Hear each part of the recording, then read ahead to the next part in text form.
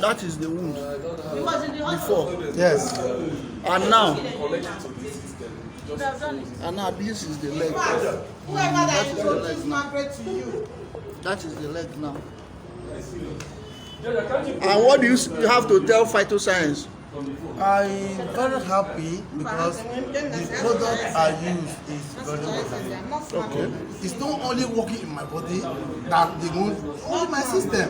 Okay. And it makes me there's nothing that this product helped me. Okay. One of the good things that product helped me is that, sorry to say it, I don't used to last on death. Okay.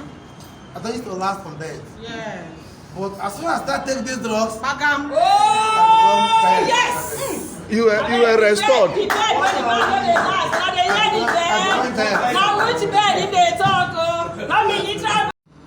It's the result. I developed a post-rate. I used to go on clinic tests periodically because I had that problem. I even developed anemia along the line. But my few period of taking some pack of this, the double stem cell, I don't think I have those problems any longer. Even the anemia disappeared. Stated Clearly presents, what is DNA and how does it work? DNA, also known as deoxyribonucleic acid, is a molecule. It's a bunch of atoms stuck together. In the case of DNA, these atoms combine to form the shape of a long, spiraling ladder, sort of like this one here. If you ever studied biology or saw the movie Jurassic Park, you probably heard that DNA acts as a blueprint or a recipe for a living thing. But how? How on earth can a mere molecule act as a blueprint for something as complex and wonderful as a tree, a dog, or a dinosaur? To help answer that question, let's first take a quick look at amino acids. Amino acids are tiny little chemicals inside our bodies that are so important, they're often referred to as the building blocks of life. There's about 20 different kinds, each with their own unique shape. The neat thing about them is they can be attached to each other, kind of like Legos, to produce an endless variety of larger particles known as proteins. Amino acids make up proteins. Proteins, along with other chemicals, combine to form living cells. Cells make up tissues. Tissues make up organs. And organs, when they're all put together and functioning, of course, combine to form living creatures like you and me. These proteins that make up our bodies, and keep in mind, there's millions of different kinds of proteins. They each have to be formed in the perfect shape in order to function. If they're the wrong shape, they usually won't work. That's where DNA comes in. DNA does a lot of interesting things, some of which we don't fully understand, but one of its main and most well understood functions is to tell amino acids how to line up and form themselves into the perfect protein shapes.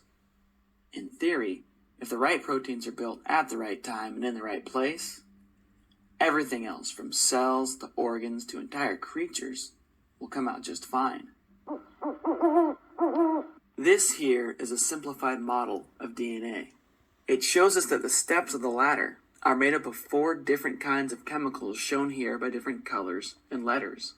If you look at just one half of the molecule, you can read its chemical sequence or genetic code from top to bottom, sort of like a book. A single strand of DNA is extremely long, millions of letters long. It spends most of its life coiled up like a noodle, living inside the nucleus or the centerpiece of a cell. Amino acids, however, live outside the nucleus in what's called the cytoplasm. To help DNA interact with the cytoplasm and convert those amino acids into proteins, special chemicals inside the nucleus make partial copies of the DNA code. These partial copies, called RNA, look a lot like DNA, but they're shorter, of course, and they're missing one of their sides. Their small shape and size allows them to fit through tiny pores in the nucleus, out to the cytoplasm, and into the mouth of another particle called a ribosome. Ribosomes are protein-building machines. They read the RNA code 3 letters at a time, suck amino acids out of their surroundings, and stick them together in a chain according to the RNA code. As the chain grows, it bends, it folds, and it sticks to itself to form a perfectly shaped protein. Every 3 letters of the RNA code tell the ribosome which of the 20 different kinds of amino acids should be added next. For example, CAA tells the ribosome to grab a glutamine. AGU tells it to grab a serine, and so on. Once a protein is built, it can then go on to do a number of different things, one of which could be to help form a brand new cell. So to answer the original question, what is DNA? DNA is a molecular blueprint for a living thing. How does it work? DNA creates RNA, RNA creates protein, proteins go on to form life. This entire process, as complicated, as sophisticated, as magical as it might seem, is entirely based in chemistry. It can be studied, it can be understood. I'm John Perry, and that's DNA stated clearly.